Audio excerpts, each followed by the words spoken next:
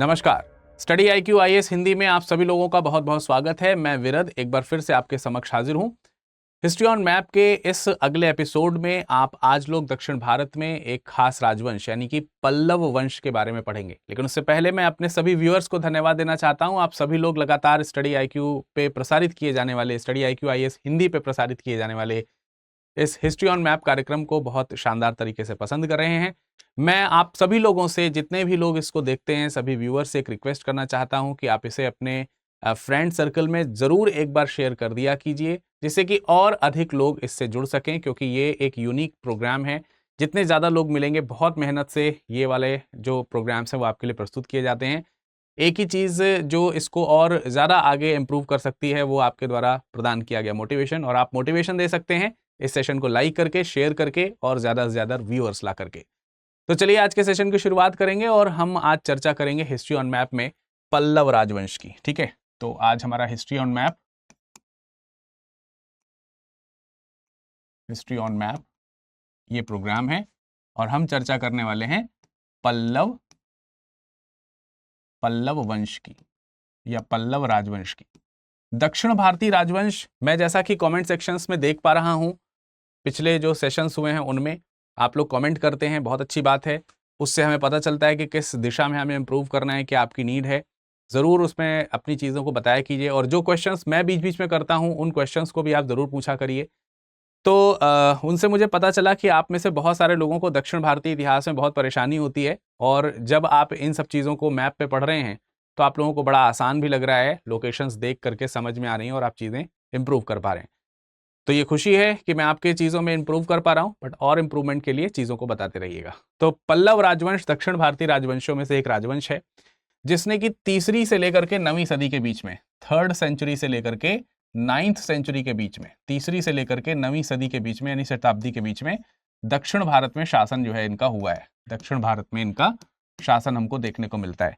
तो ये हमारे दक्षिण भारतीय राजवंश में आपको एक पोर्शन देखने को मिलेगा।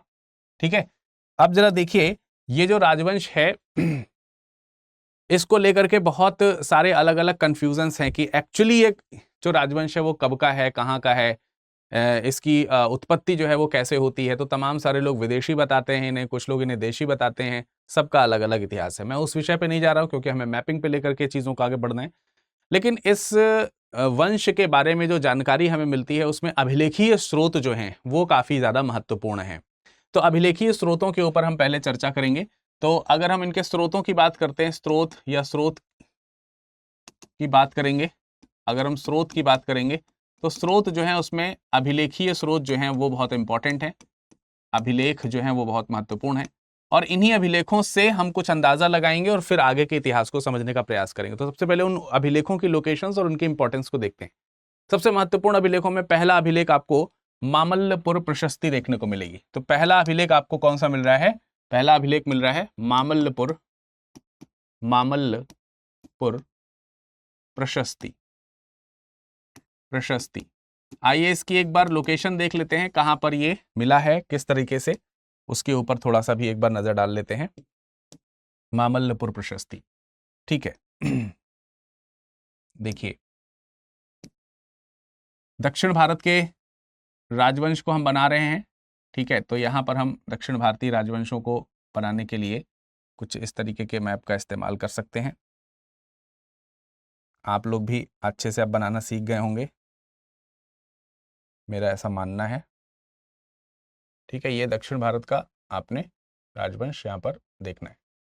सो साउथ इंडियन हिस्ट्री को पढ़ना थोड़ा कठिन ज़रूर है, लेकिन साउथ इंडियन हिस्ट्री को पढ़ने के लिए साउथ इंडिया का मैप बनाना ये ज़्यादा कठिन नहीं है, मुझे ऐसा लगता है। आप लोग भी आसानी से बना सकते हो, ज़रूर बनाया करिए। मैप बनाने की प्रैक्टिस ज़रूर होनी चाहिए आप लोगों की, और इतनी बार मैंने आप लोगों को बना करके यहाँ पे दिखाया कि आप आसानी से इसे देख सकते हैं। तो जब हम मामल्लपुर की बात करते हैं तो मामल्लपुरम प्रशस्ति जो है ये पल्लव वंशावली को रिप्रेजेंट करती है। ठीक है, तो हमको सबसे पहले ये ध्यान रखना है कि ये किसको रिप्रेजेंट करती है। ये पल्लवों के, इसमें जो है हमको पल्लव वंशावली इसमें हमको मिलती है, और ये तकरीबन तकरीबन जो है ये आपको यहाँ कहीं पर कांचीपुरम मिलेगा, उसी कांचीपुरम के पास में ही, ठीक है, इसी कांचीपुरम के पास में ही मामल्लपुर मिलता है। मामल्लपुरम। ठीक है, तो यहां पर आपको ये मामल्लपुरम देखने को मिलेगा। क्लियर? सबसे पहले मैं इसका डुप्लीकेट बना लेता हूं जिससे कि आगे के मैप में हमको दोबारा ड्रॉ ना करना पड़े, पर आपको तो दोबारा ड्रॉ करना पड़ सकता है, या फिर एक ही बार छोटा छोटा करके लिखिएगा उसमें। तो इसमें मैंने आपको बताया कि इसमें जो पल्लव वंशावली है वो वंशावली का उल्लेख मिलता है, और इसमें पल्लव शासक अपने आप को ब्रह्मा विष्णु इत्यादि देवताओं की संतान बताते हैं। तो ये एक इंपॉर्टेंट चीज है, ठीक है, ये एक महत्वपूर्ण चीज है जो आपको यहां पर ध्यान रखनी है। इसके अलावा एक और अभिलेख आपको मिलेगा, वो मिलेगा मंडगपट्टु अभिलेख से। किससे मिलेगा? दूसरा अभिलेख आपको मिल रहा है मंडगपट्टु अभिलेख। मंडगपट्टु अभिलेख जो है ये भी काफी ज्यादा इंपॉर्टेंट है। आर्ट एंड कल्चर जब आप पढ़ेंगे तो मंडगपट्टु शिला या शैल के बने हुए मंदिर के बारे में आपको पढ़ने को मिलता है। महेंद्र वर्मन प्रथम जो हैं उनके बारे में यहां पर जानकारी मिलती है, जो कि पल्लव शासक हैं। उन्होंने यहां पर ब्रह्मा और विष्णु का एकाश्मक मंदिर बनवाया है। तो ये ब्रह्मा और विष्णु का एकाश्मक मंदिर आपको यहां पर देखने को मिलेगा। लेकिन इस मंदिर को एकाश्मक का मतलब होता है मोनोलिथिक, यानी कि एक ही चट्टान पर बना हुआ है, अलग से कोई चट्टान नहीं है, एकाश्मक पत्थर का मंदिर है। इसमें ब्रह्मा और विष्णु की मूर्तियां नहीं, शायद तस्वीर उकेरी गई थी, लेकिन अब वो थोड़ी सी मिट गई हैं, थोड़ी क्या काफी ज्यादा मिट गई हैं। परंतु इसके प्रवेश द्वार में आप देखेंगे तो जो द्वारपाल हैं वो बनाए गए हैं, बाहर की ओर पिलर बने हुए हैं, अंदर की ओर जो है दोनों के प्लेसेस हमको देखने को मिलते हैं, और ये बनवाया है महेंद्र प्रथम ने। तो यहां से हमको महेंद्र प्रथम की जानकारी मिलती है। इसका निर्माण किसने कराया है? महेंद्र प्रथम। तो महेंद्र प्रथम जो हैं ये पल्लववंशी शासक हैं। मैं आपको इस मंदिर का एक हिस्सा दिखा देना चाहता हूं। देखिए ये मंदिर जो है ये एकाश्मक पत्थर का मंदिर बना हुआ है, और ये मंदिर जो है इसी को हम लोग बोलते हैं मंडगपट्टु, और इसी में अभिलेख लिखे गए हैं, उसी को हम लोग बोलते हैं मंडगपट्टु अभिलेख। ठीक है, तो उस अभिलेख में आपको इस प्रकार की जानकारी देखने को मिलती है जैसी मैं आपको यहाँ पर बता रहा हूँ। तो ये दो अभिलेख आपके लिए इंपॉर्टेंट हो गए। मंडगपट्टु जो है ये आपका विल्लुपुर या विल्लुपुरम तमिलनाडु में एक जगह पड़ती है, वहां पर स्थित है। तो तमिलनाडु में विल्लुपुरम जगह है, विल्लुपुरम तमिलनाडु में जगह है। यहां पर आपको ये लोकेशन देखने को मिलेगी, विल्लुपुरम तमिलनाडु। ठीक है, तो ये दो अभिलेख हो गए। एक और अभिलेख जिसकी हम बात कर सकते हैं वो है त्रिचनापल्ली अभिलेख या त्रिचनापल्ली लेख। ये भी महेंद्र वर्मन प्रथम का है। ठीक है, तो तीसरा अभिलेख आपको मिलेगा त्रिचनापल्ली लेख, और इस त्रिचनापल्ली लेख में भी आपको महेंद्र वर्मन प्रथम जो हैं उनके बारे में जानकारी मिलेगी कि ये शैव उपासक थे, ये शैव थे यानी शिव के उपासक थे। ये जानकारी आपको तमिलनाडु के महेंद्र वर्मन प्रथम के त्रिचनापल्ली लेख में देखने को मिलेगी। त्रिचनापल्ली लेख जो है ये आपको तकरीबन यहां कहीं देखने को मिलेगा, इस जगह पर त्रिचनापल्ली। ठीक है, ये आपको यहां पर कहीं पर देखने को मिलेगा, ये त्रिचनापल्ली लेख है। इसके बाद यहीं पर एक जगह पड़ती है कांचीपुरम, जो मैंने आपको यहां पर दिखाया है। कांची या कांचीपुरम नाम से आप इसको जान सकते हैं, कांची बोल सकते हैं आप, या इसे कांचीपुरम कह सकते हैं। यहां पर भी एक फेमस अभिलेख है, इसी के पास में एक जगह पड़ती है कूरम। तो कूरम में कूरम अभिलेख आपको देखने को मिलेगा। चौथा अभिलेख है आपका कूरम अभिलेख। ठीक है, और कूरम अभिलेख भी जो है ये पल्लव राजा का है। इसमें नरसिंह वर्मन प्रथम के द्वारा पुलकेशिन द्वितीय जो चालुक्य वंश के शासक हुआ करते थे उनके साथ 3 युद्ध हुए हैं, और 3 युद्ध में पुलकेशिन द्वितीय को इन्होंने पराजित किया है। तो यहां पे नरसिंह वर्मन प्रथम का नाम आएगा, और इस अभिलेख में लिखा हुआ है कि नरसिंह वर्मन प्रथम ने चालुक्य नरेश पुलकेशिन जो द्वितीय हैं, सेकंड जो हैं, उनको 3 बार युद्ध में पराजित किया। इनके साथ 3 युद्ध हुए हैं, और इन 3 युद्धों में इनको क्या किया है? पराजित किया है। ये वही पुलकेशिन द्वितीय हैं जिनके उत्तर के सम्राट हर्षवर्धन के साथ युद्ध हुए थे, जिन्होंने सम्राट हर्षवर्धन को नर्मदा नदी के तट पे पराजित किया था। ठीक है, तो ये 3 युद्ध मिलते हैं। आगे चल करके एक और शासक हुए जिनका नाम हुआ परमेश्वर वर्मन प्रथम। वो भी जो है इसी पल्लव वंश के ही शासक थे। उनका नाम था परमेश्वर वर्मन प्रथम। परमेश्वर वर्मन प्रथम ने चालुक्य राजा हुआ करे विक्रमादित्य, उनको पराजित किया था। तो उनका युद्ध भी हमको देखने को मिलता है। ठीक है, तो परमेश्वर वर्मन फर्स्ट वर्सेस विक्रमादित्य। इस युद्ध की जानकारी भी हमको इसी कूरम अभिलेख से मिलती है। तो ये 2 प्रकार के अभिलेख हमको यहां पर देखने को मिल जाते हैं। इसके अलावा एक दानपत्र अभिलेख है जो कशाकुड़ी में है। ठीक है, तो दानपत्र अभिलेख है वो कशाकुड़ी में, कशाकुड़ी दानपत्र अभिलेख है, दानपत्र अभिलेख। ठीक है, इसमें ये 5वें नंबर पे आप लिख सकते हो, 5th नंबर पे। कशाकुड़ी दानपत्र अभिलेख भी यहीं कांची के पास में ही है, तमिलनाडु में। इसमें नरसिंह वर्मन जो हैं उन्होंने बादामी के ऊपर आक्रमण किया है। और आपको भी मालूम है कि बादामी जो है वो यहां कहीं पे पड़ती है, बादामी या वातापी। तो ये वातापी या बादामी में कौन थे? चालुक्य थे। इन चालुक्यों पर नरसिंह वर्मन प्रथम ने आक्रमण किया है। किसने? नरसिंह वर्मन प्रथम ने वातापी पर क्या किया? वातापी पर आक्रमण कर उसे क्या कर दिया? नष्ट कर दिया। आक्रमण कर नष्ट कर दिया, नष्ट किया। तो ये चीज आपको यहां पर देखने को मिलती है। ये है काशकुड़ी अब दानपत्र अभिलेख से। तो काशकुड़ी भी आपको यहीं पर देखने को मिलेगी, कांची के पास में ही। ठीक है, काशकुड़ी या कशाकुड़ी, सॉरी, कशाकुड़ी लेख या दानपत्र। तो कशाकुड़ी दानपत्र भी आपको यहीं पर देखने को मिल जाएगा। ठीक है, कशाकुड़ी दानपत्र में एक तो इस आक्रमण की बात करी गई है, यह भी बात करी गई है कि श्रीलंका के एक राजा हुआ करते थे जिनका नाम था मानवर्मा, राजकुमार थे। उनको वहां से भगा दिया गया था। फिर उन्होंने सहायता करी थी नरसिंह वर्मन की। बाद में नरसिंह वर्मन ने इनको जो है श्रीलंका का राजा बनवाया था। तो श्रीलंका का राजा बनवाने में मानवर्मा को इनका साथ मिलता है। इसके अलावा महेंद्र द्वितीय ने यहां पर घटिका यानी कि विद्यालय का निर्माण भी करवाया है। तो महेंद्र द्वितीय ने इसी जगह पर घटिका का निर्माण यानी कि विद्यालय का निर्माण कराया है। इस बात की जानकारी भी हमको देखने को मिलती है।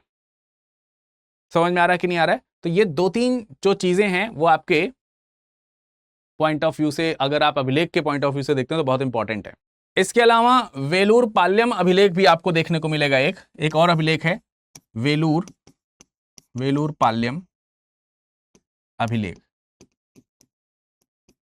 वेलूर पाल्यम अभिलेख भी तमिलनाडु में ही है और ये तमिलनाडु के अरक्कोणम में स्थित है। ठीक है, तो तमिलनाडु में एक जगह पड़ती है, जिला है अरक्कोणम तमिलनाडु। ठीक है, तो अरक्कोणम तमिलनाडु जो है उसमें आपको ये एक जगह देखने को मिलती है जिसमें नरसिंह वर्मन जो हैं, नरसिंह वर्मन तृतीय जो हैं, उनके द्वारा पल्लव शासक एक हुआ करते थे श्रीमार, उनको पराजित किया गया था। ठीक है, तो पल्लव शासक श्रीमार को इन्होंने पराजित किया है नरसिंह वर्मन तृतीय ने। नरसिंह तृतीय जो है उन्होंने श्रीमार को पराजित किया है, श्रीमार को पराजित किया है। इस बात का उल्लेख आपको वेलूर पाल्यम अभिलेख में देखने को मिलता है।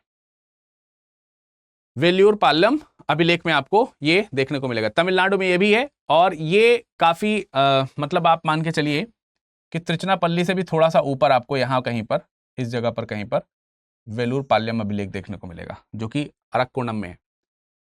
इसके अलावा तालगुंडा अभिलेख है। तालगुंडा अभिलेख जो है वो कर्नाटक में आपको देखने को मिलेगा, उत्तरी पश्चिमी कर्नाटक के आसपास यहां पर इस जगह पर तालगुंडा अभिलेख है। तालगुंडा अभिलेख है। अब तालगुंडा अभिलेख जो है या तालगुंडा अभिलेख इसको बोला जाता है, ये कर्नाटक में एक जगह पड़ती है शिवमोग्गा। तो वो शिवमोग्गा में है, इसमें पल्लवों को क्षत्रिय कहा गया है। ठीक है, तालगुंडा अभिलेख, तालगुंडा अभिलेख, ये कर्नाटक में पड़ेगा, कर्नाटक के शिवमोग्गा में, शिवमोग्गा। इसमें जो पल्लव हैं उनको क्या बताया गया है, पल्लवों को क्षत्रिय बताया गया है, क्षत्रिय कहा गया। तो भाई ये अभिलेखों के हिसाब से मैंने आपको बताया कि ये तमाम जगहों पर विभिन्न विभिन्न अभिलेख जो हैं वो आपको यहां पर ये देखने को मिलते हैं। ठीक है, ये आपको ध्यान रखना है, ये अलग अलग अभिलेख जो है जगह जगह पे मैंने आपको बताए हैं, इन सभी जगहों पर महत्वपूर्ण अभिलेख आपको देखने को मिलेंगे। तो ये 6-7 अभिलेख हैं जो आप जरूर याद रखिएगा यहाँ पर। अब मैं इसको थोड़ा सा बीच में ले आ देता हूं जिससे कि आपको ये पॉइंट अच्छे से क्लियर हो जाए, है ना। चलिए, तो आई होप कि आपको ये वाला सारा का सारा जो लोकेशन है अभिलेख का वो आपको समझ में आया होगा। अब अगर हम इनके शासकों के हिसाब से, अगर हम इनके शासकों के हिसाब से थोड़ा देखना शुरू करें कि कहां कहां पर कौन कौन से शासक जो हैं वो शासन कर रहे हैं, तो हमको आसानी होगी चीजों को समझने में। ठीक है, ये थोड़ा सा हमको आसानी पड़ सकती है। तो देखिए, एक एक राजा, एक एक शासक के बारे में मैं आपको यहां पर समझाने का प्रयास करूंगा। ठीक है, बड़ी आसानी से आपको चीजें समझ में आ जाएंगी। देखिए, सबसे पहले तो यहां पर जो प्रथम शासक हुए उनका नाम हुआ सिंह वर्मा, लेकिन सिंह वर्मा का बहुत ज्यादा नाम नहीं है। जो सबसे पहले और महान शासक आते हैं उनका नाम है शिव स्कंदन वर्मन या शिव स्कंद वर्मन। ठीक है, तो पहले जो शासक हैं, पहले प्रथम शासक की अगर आप बात कर रहे हैं तो सिंह वर्मा है, सिंह वर्मा। और सिंह वर्मा के बाद अगर आप देखेंगे तो जो महान शासक आपको देखने को मिलेंगे वो होंगे शिवस्कंद, शिवस्कंद वर्मा। ये पहले महान शासक हुए। अब जो शिवस्कंद वर्मा हैं, इनका जो राज्य है, इनका जो राज्य है, ये राज्य कृष्णा से लेकर के पेन्नार नदी के बीच में है। तो इनका शासन जो है वो कहां से कहां तक है, कृष्णा नदी से लेकर के पेन्नार नदी के बीच में, पेन्नार नदी। अब ये जो दो नदियां हैं ये कहां से जा रही हैं, आइए इसको एक बार देख लेते हैं। ये जो नदियां हैं ये कहां से जा रही हैं। ठीक है, कृष्णा कृष्णा नदी लगभग लगभग इस तरीके से, लगभग लगभग इस तरीके से आपकी ये कृष्णा नदी जा रही है। ठीक है, यहाँ पे कृष्णा नदी का सपोज दैट डेल्टा है। और पेन्नार नदी जो है वो पेन्नार नदी भी यहीं पे इस तरीके से ऐसे करके पेन्नार नदी है। तो ये जो कृष्णा नदी है, कृष्णा और पेन्नार,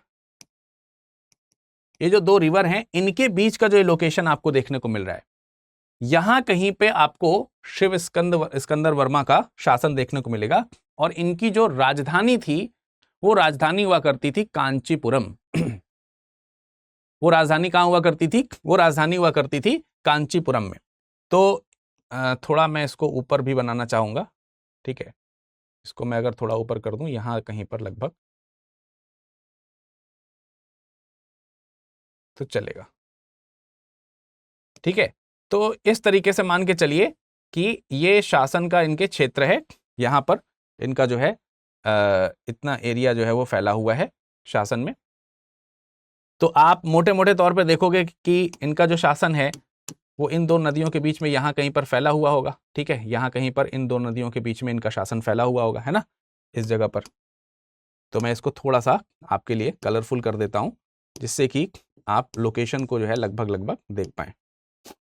ये हिस्सा रहा होगा। ठीक है, तो ये यहीं पर आपको एक जगह देखने को मिलेगी, इनमें इनकी जो राजधानी है वो राजधानी आपको यहीं पर देखने को मिलेगी, और वो राजधानी है कांचीपुरम। ठीक है, तो इनकी कैपिटल क्या है, इनकी कैपिटल है भाई कांचीपुरम। तो मान के चलिए कि यहां पर ये लोकेशन जो है वो किसकी है, कांचीपुरम की। तो कांचीपुरम इनकी क्या है, कैपिटल है। राजधानी क्या है इनकी, राजधानी है कांचीपुरम।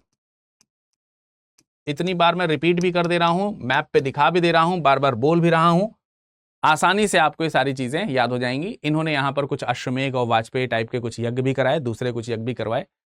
इसके बाद तीसरे राजा का कोई खास इंपॉर्टेंस है नहीं। चौथे एक राजा हुए जिनका नाम हुआ विष्णुगोप। तो इनके बाद जो अगले शासक हुए उनका नाम हुआ विष्णुगोप। अगले जो शासक हुए उनका नाम क्या हुआ, विष्णुगोप। ये चौथे शासक हुए। ये जो विष्णुगोप हैं इन्होंने 350 से लेकर के 350 ईसा पूर्व के आसपास तक, 350 लेकर के 450 ईसा पूर्व के आसपास तक इन्होंने, ईसा पूर्व नहीं सॉरी ईसवी के आसपास तक इन्होंने शासन किया। और इनके नाम का उल्लेख जो है वो उत्तर में प्रयागराज में जो प्रयाग प्रशस्ति है, ठीक है, उत्तर में प्रयागराज में जो आप प्रयाग प्रशस्ति देखते हो, है ना, प्रयागराज में आप प्रयाग प्रशस्ति देखते हैं, मान लीजिए कि यहां कहीं पे प्रयाग प्रशस्ति है, प्रयाग प्रशस्ति, ठीक है, जो समुद्रगुप्त की है, किसकी है, समुद्रगुप्त की। तो समुद्रगुप्त की प्रयाग प्रशस्ति में इनका नाम आता है, ठीक है। तो ये पॉइंट आपको ध्यान रखना है, इनका नाम समुद्रगुप्त की प्रयाग प्रशस्ति में है, प्रयाग प्रशस्ति में है। इसका मतलब क्या हुआ, इसका मतलब यह हुआ कि शायद जब समुद्रगुप्त ने दक्षिण विजय अभियान किया तो ये समुद्रगुप्त के अधीन हुए।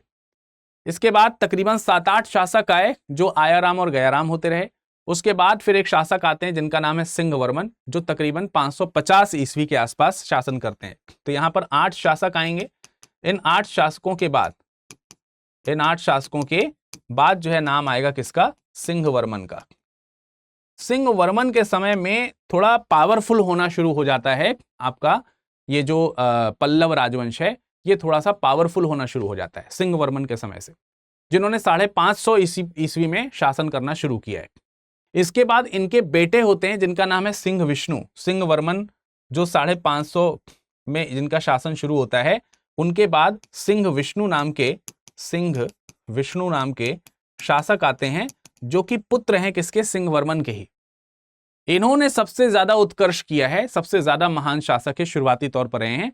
575 से लेकर के यानी 650 ईस्वी से लेकर के 600 ईस्वी तक जो है इन्होंने ठीक ठाक तरीके से शासन किया है। यहीं से उत्कर्ष होना शुरू होता है। तो काशकुड़ी का जो आपने दानपत्र अभिलेख देखा है, वो काशकुड़ी का दानपत्र अभिलेख इन्हीं का है, कशापुड़ी दानपत्र जो आप देखते हैं, वो कशाकुड़ी दानपत्र आपको कांचीपुरम के पास में यहीं पर इन्हीं का देखने को मिलता है, कशाकुड़ी दानपत्र, ठीक है। तो ये कशाकुड़ी दानपत्र जो है वो आपको इन्हीं का देखने को मिलता है। और इसी कशाकुड़ी दानपत्र में लिखा गया कि इन्होंने चोलों को, कलभ्रों को, ठीक है, तो कशाकुड़ी दानपत्र में क्या देखने को मिलता है कि इन्होंने चोलों को पराजित किया है, चोल जो कि यहां कहीं पे शासन किया करते थे।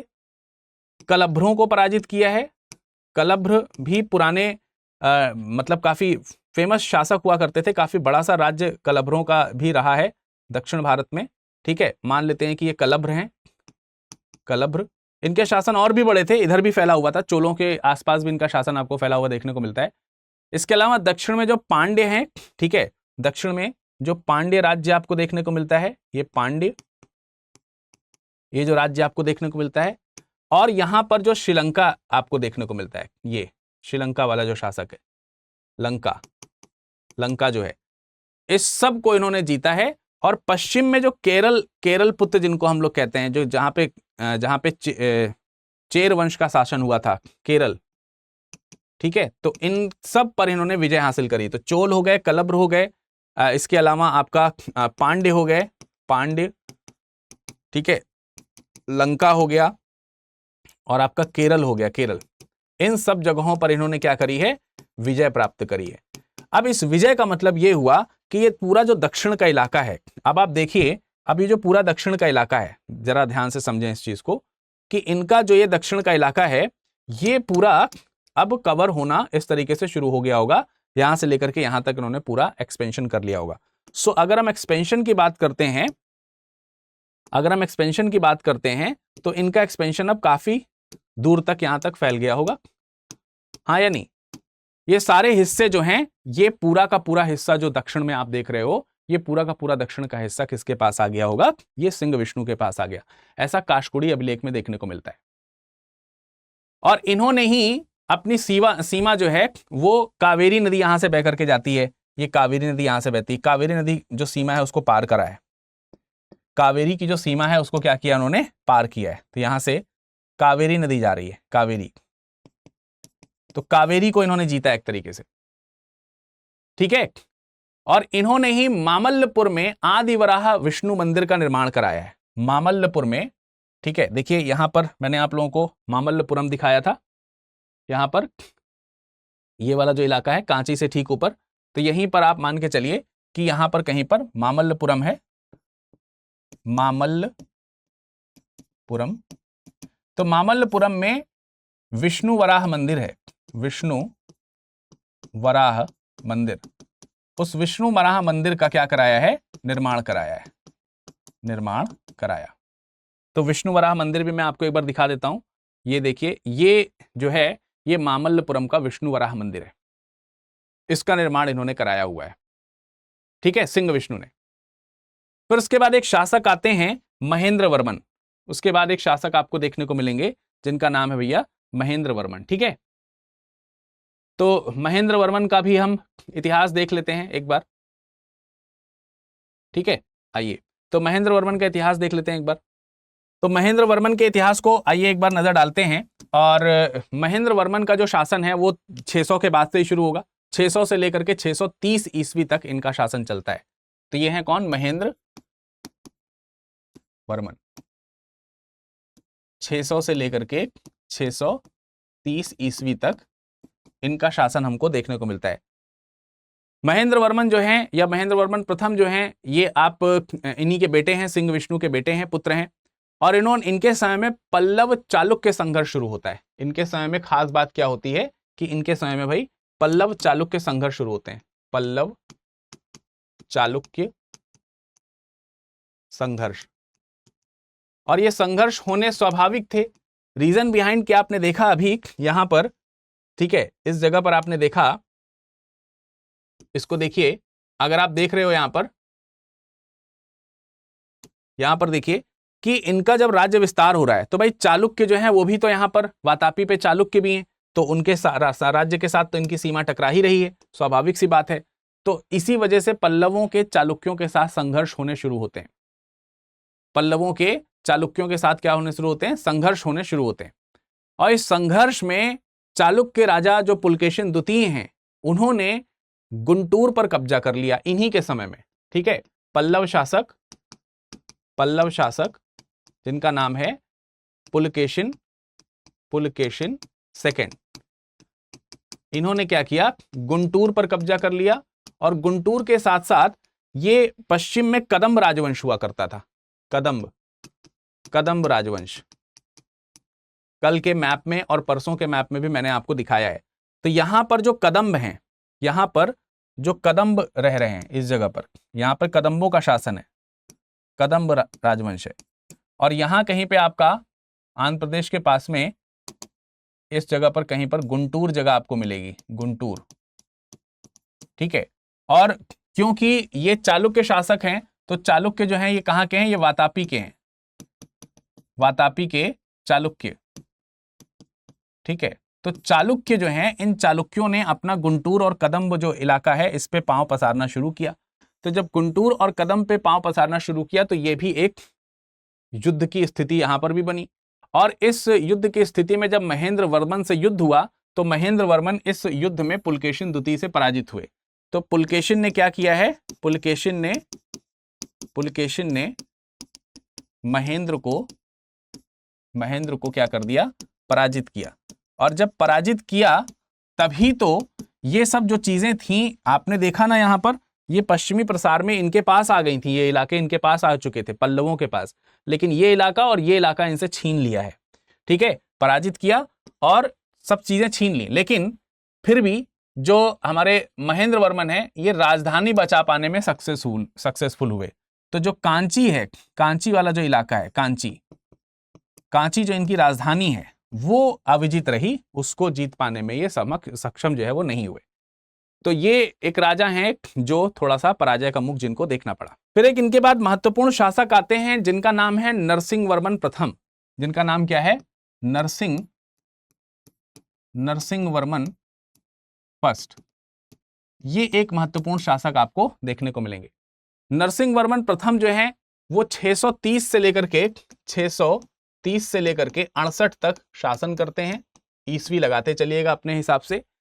और इनके समय में भी पुलकेशिन द्वितीय ने आक्रमण किया।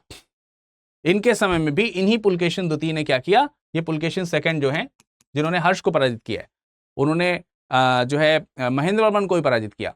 नरसिंह वर्मन के समय भी आक्रमण किया, लेकिन नरसिंह ने पुलकेशिन द्वितीय को पराजित कर दिया। 2 जगहों पर युद्ध हुए हैं, पेलियाड़ और मणिमंगलम। पेलियाड़ और मणिमंगलम, मणिमंगलम इन युद्धों में पराजित किया है। यहां पर युद्ध हुए, इसमें पराजित किया। किसको पराजित किया, किसको पराजित किया भाई, पुलकेशिन सेकंड को, पुलकेशिन द्वितीय को, ठीक है, इनको जो है वो पराजित किया है। तो ये पेड़ियार और मणिमंगलम जगहें भी आपको यहीं पर देखने को मिलेंगी, इन्हीं जगहों पर लोकेशन आपको देखने को मिलेगा, कांची के पास में ये जगहें देखने को मिलती हैं। इसके अलावा शूरमार का भी युद्ध यहीं पर आपको देखने को मिलेगा। तीसरा युद्ध है शूरमार, ये 3 युद्ध हुए। और देखिए मैंने आप लोगों को अभी थोड़ी देर पहले बताया था, जब इस जगह पर आपको मैंने बताया था कि 3 युद्ध हुए होंगे, मैंने आपको कहीं लिखा होगा, ये देखिए, नरसिंह वर्मन ने पुलकेशिन द्वितीय को 3 युद्धों में पराजित किया। तो ये 3 युद्ध जो आपको देखने को मिल रहे हैं वो यही हैं, पेलियाड़, मणिमंगलम और शूरमार के युद्ध।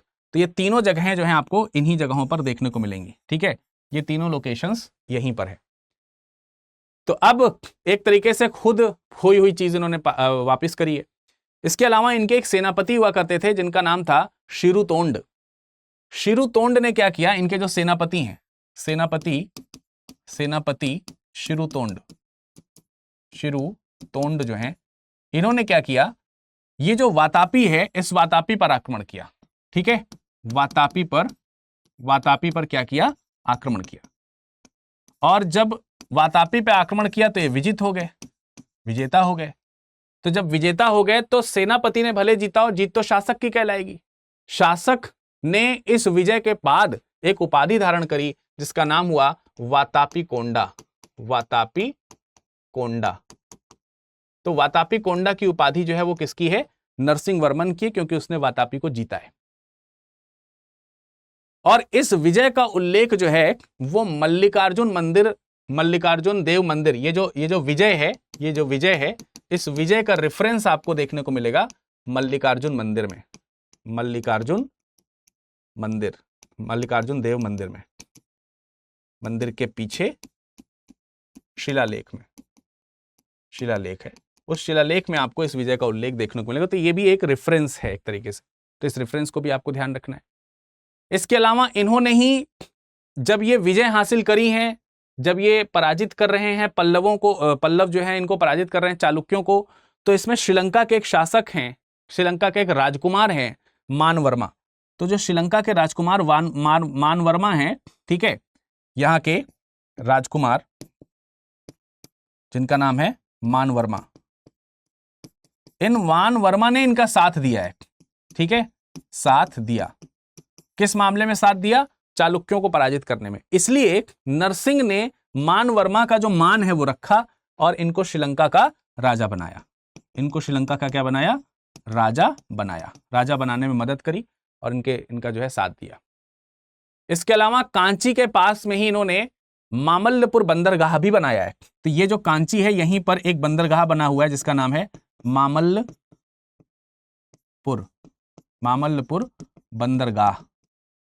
मामल्लपुर शैली में बनाया गया है। मामल्लपुर शैली में मामल्लपुर मंदिर भी बनाया गया है। तो ये सारी चीजें यहां पर इनके समय में निर्मित की गई, ठीक है। तो ये शासन आपको समझ में आ गया। ये शासन किसका है, नरसिंह वर्मन प्रथम का है। नरसिंह वर्मन प्रथम के बाद जिनका नाम आएगा वो है परमेश्वर वर्मन प्रथम। 667-68 के आसपास इनका शासन शुरू होता है और 700 ईस्वी तक इनका शासन चलता है, ठीक है। तो अगले शासक हुए आपके परमेश्वर वर्मन प्रथम, ठीक है। अगले शासक कौन से हुए आपके, परमेश्वर वर्मन प्रथम। लेकिन उनको पढ़ने से पहले मैं थोड़ा यहां पर चीजें जो हैं वो हटा देता हूं। तो अगले शासक आपको देखने को मिलेंगे परमेश्वर वर्मन प्रथम फर्स्ट। 670 से लेकर के 700 ईस्वी के आसपास तक, यानी कि 670 से लेकर के 700 ईस्वी के आसपास तक इनका शासन आपको देखने को मिलेगा। इनके समय में भी पल्लव चालुक्य संघर्ष हुए जो पहले चल रहे थे। पल्लव चालुक्य संघर्ष जो है वो इनके समय में भी हुए, लेकिन पिछले शासक के समय में जब हुए थे तो उन्होंने विजय हासिल करी थी। इन्होंने पेरुवल्लमनूर में एक युद्ध लड़ा है जिसमें विक्रमादित्य को पराजित किया है। तो चालुक्य शासक हैं विक्रमादित्य। क्या नाम है? विक्रमादित्य। तो विक्रमादित्य क्या हुए? पराजित हुए। पराजित हुए। कांची के पास में इनका भी एक युद्ध हुआ। इसके अलावा भूविक्रम नाम के एक दक्षिण भारत में जो दक्षिणी पश्चिमी इलाका है वहां पे गंग वंश का शासन हुआ करता था। यहीं पर इस जगह पर गंगा वंश भी हुआ करता था, गंग वंश। तो गंग वंश के एक नरेश हैं जिन्होंने इनके साथ युद्ध किया है। इनका नाम है भूविक्रम। गंग शासक भूविक्रम। भूविक्रम ये भी पराजित हुए हैं। तो इनके पराजित होने से जो पश्चिम तटीय इलाका है, इन पश्चिम तटीय इलाके तक इनका राज्य जो है वो फिर से विस्तारित हुआ। इसके बाद नरसिंह द्वितीय जो है वो गद्दी पर बैठे। इसके बाद आपको नरसिंह सेकंड जो है वो गद्दी पर बैठते हुए दिखाई देते हैं, जो कि 700 से 728 तक जो है वो शासन करते हैं। नरसिंह सेकंड है। नरसिंह सेकंड में ने कांची में कैलाशनाथ मंदिर बनवाया। इन्होंने कांची में एक मंदिर बनवाया है जिसका नाम क्या है? कैलाशनाथ मंदिर। तो कैलाशनाथ मंदिर कांची में है, यही कांची, यहीं पर कैलाशनाथ मंदिर है। कैलाशनाथ मंदिर ये इन्होंने बनवाया हुआ है। तो ये आपको ध्यान रखना है, ये नरसिंह सेकंड का है। इसके अलावा यहीं कांची में बहुत फेमस मंदिर है, इसी कांची में ही बहुत फेमस मंदिर है शोर मंदिर। शोर मंदिर, इंग्लिश में इसको हम लोग शोर टेम्पल बोलते हैं। इंग्लिश में शोर, शोर का मतलब होता है तट, समुद्र तट का किनारा जो है। तो कांचीपुरम में ही इन्होंने शोर मंदिर बनाया है, शोर मंदिर। ठीक है। तो ये जो रॉक कट टेम्पल्स होते हैं, रॉक कट टेम्पल जो हैं, ये रॉक कट टेम्पल के बेहद शानदार उदाहरण आपको देखने को मिलेंगे। इसके अलावा नागपट्टिनम में इन्होंने एक बौद्ध विहार भी बनाया है, नागपट्टिनम में। ठीक है, नागपट्टिनम। ठीक है, नागपट्टिनम। इन्होंने चीनी बौद्धों के लिए बौद्ध विहार बनवाया, बौद्ध विहार। तो इनके द्वारा निर्मित बौद्ध विहार, इनके द्वारा निर्मित कैलाश मंदिर, इनके द्वारा निर्मित शोर मंदिर, ये सब बहुत इंपॉर्टेंट है। इसके बाद परमेश्वर सेकंड आए, उनका भी चालुक्य विक्रमादित्य से युद्ध हुआ, वो युद्ध में हार गए। फिर नंदीवर्मन द्वितीय आते हैं। नंदीवर्मन द्वितीय जो है वो राष्ट्रकूटों के साथ युद्ध करते हैं। राष्ट्रकूटों में दंतिदुर्ग जो हुए, उन्होंने इनके ऊपर, नंदीवर्मन के ऊपर आक्रमण किया। तो नरसिंह के बाद में आप परमेश्वर सेकंड देखेंगे। परमेश्वर सेकंड के बाद में परमेश्वर सेकंड, और परमेश्वर सेकंड के बाद में नंदीवर्मन सेकंड या फर्स्ट। ठीक है, नंदीवर्मन के समय में राष्ट्रकूटों का युद्ध हुआ। राष्ट्रकूट शासकों का क्या हुआ? आक्रमण। अब राष्ट्रकूट राजवंश भी यहीं पर उपस्थित है, इसके बारे में आपको पहले मैं बता चुका हूं। राष्ट्रकूटों के लिए अलग से मैंने आपकी चर्चा करी है। दंतिदुर्ग ने इनके ऊपर आक्रमण किया, और दंतिदुर्ग ने आक्रमण जब इनके ऊपर किया, दंतिदुर्ग ने आक्रमण किया, और इनकी जो राजधानी है, राजधानी कांची जो है, इस कांची पर अधिकार कर लिया, अधिकार। तो ये जो कांची है, ये कांची इनके हाथ से निकल गया। किसके हाथ से? नंदीवर्मन के हाथ से। लेकिन बाद में संधि हो गई, और उस संधि के कारण ये कांची इनको वापस दे दिया। तो राष्ट्रकूट और पल्लव अब मित्र हो गए, यहां से मित्रता हो गई। लेकिन बाद में आगे चल करके, हालांकि इन्होंने कांची में मुक्तेश्वर मंदिर बनवाया है, बैकुंठ पेरुमाल मंदिर बनवाया है, तो ये सारे टेम्पल्स बनवाते हैं। लेकिन आगे चल करके जिस कांची के जिन पल्लवों के, नंदीवर्मन के समय में राष्ट्रकूटों के साथ जो संबंध अच्छे हुए, वो आगे चल करके थोड़े से वो संबंध बिगड़ गए। और जब वो संबंध बिगड़ गए तो उसमें एक नाम आपको, जैसे नंदीवर्मन के जो उत्तराधिकारी हैं, उत्तराधिकारी में दंतिवर्मन का नाम आएगा। नंदीवर्मन के बाद नाम आएगा दंतिवर्मन का। तो दंतिवर्मन और राष्ट्रकूट जो है, ये आपस में, राष्ट्रकूट जो है, इनके आपस में युद्ध होने शुरू हुए, यानी यहां पर संबंध बिगड़ गए, यहां पर संबंध खराब हो गए।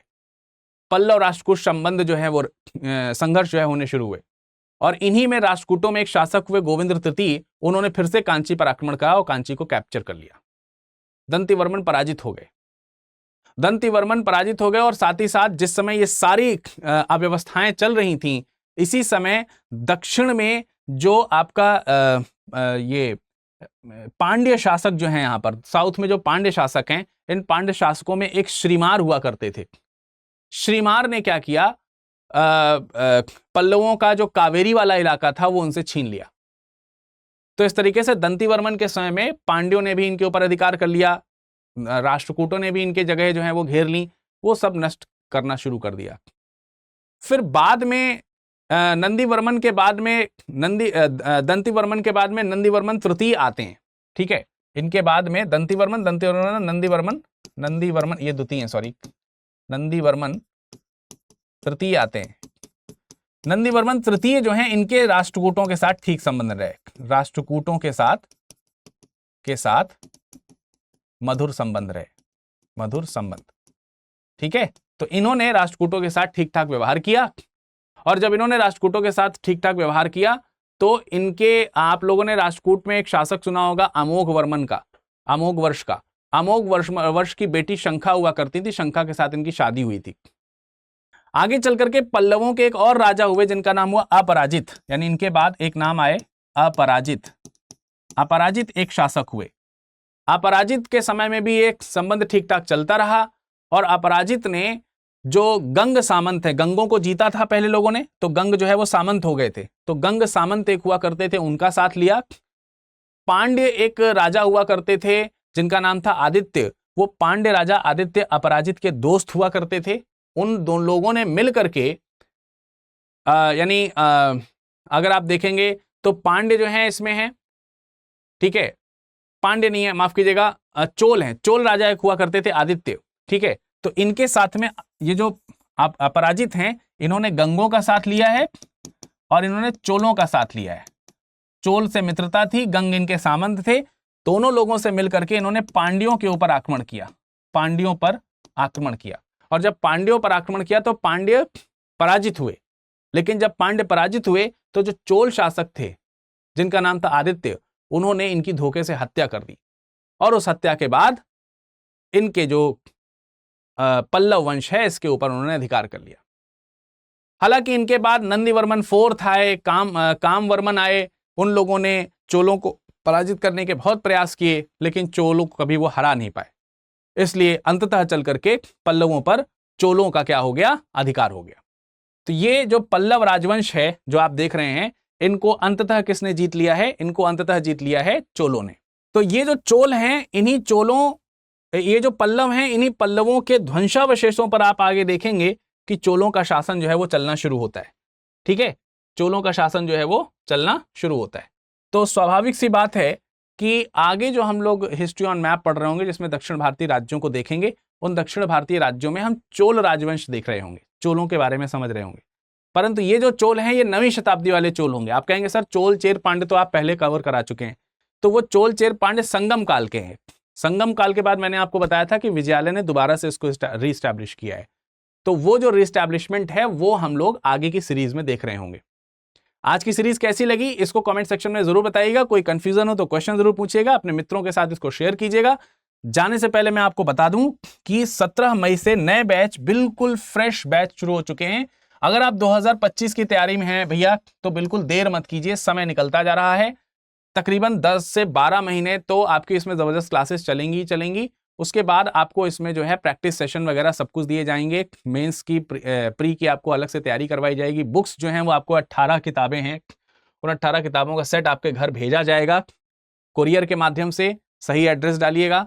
और इसके अलावा डेली लाइव क्लासेस, मेंटोरशिप्स आपको मिलेंगी, इंटरव्यू गाइडेंस प्रोग्राम मिलेंगे, समय पर नोट्स मिलते रहेंगे, स्पेशल क्लासेस बीच बीच में चलती रहती हैं, सब कुछ सारी व्यवस्था आपसे जो है वो होती रहती है। सारी कुछ चीज़ें आपको यहाँ पर मिलेंगी।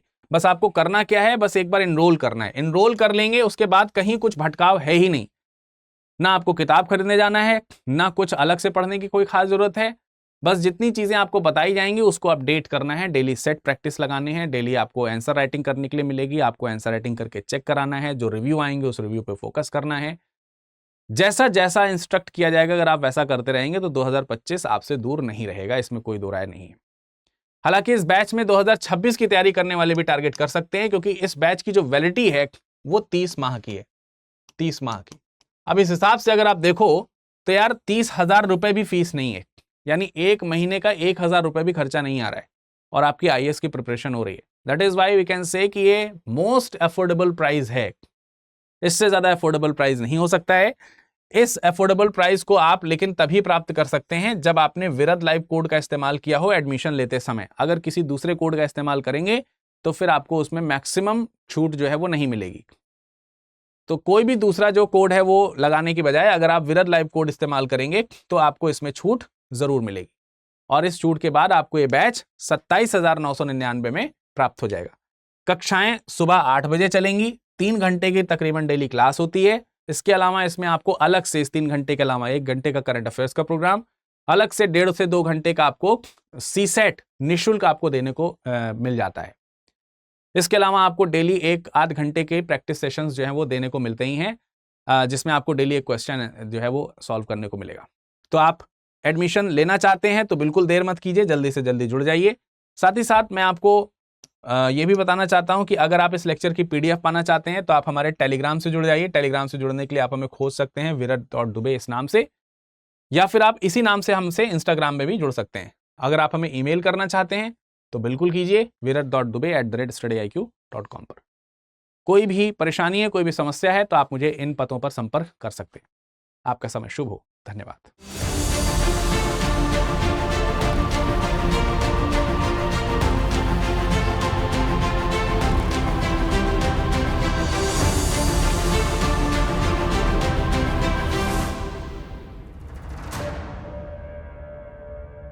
हिंदी में यूपीएससी की तैयारी से संबंधित प्रोग्राम्स को देखने के लिए सब्सक्राइब करें स्टडी IQ IAS हिंदी।